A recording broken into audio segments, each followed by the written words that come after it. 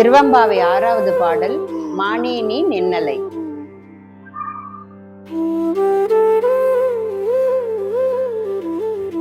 இறைவனின் திருவருளை பெறத் துடிக்கும் ஒரு பெண்ணின் பக்தியையும் அவளை துயிலெழுப்ப தோழிகள் பாடும் விதத்தையும் மிக அழகாக விளக்குகிறது.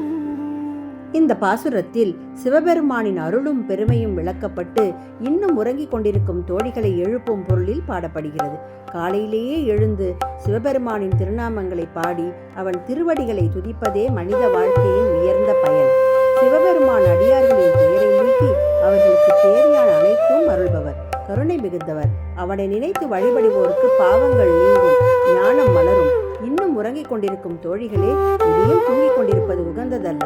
அருளாளலான சிவபெருமானை மனம், மொழி, செயல் மூன்றாலும் துதித்து அவனது புகழை பாடி விரதத்தை மேற்கொள்வோம் என அழைப்பு விடுக்கப்படுகிறது.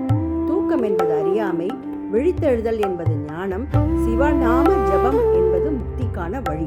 அதாவது அறியாமையை விட்டு ஞானத்தின் பாதையில் அடியெடுத்து வைக்க இந்த பாசுரம் நம்மை தூண்டுகிறது.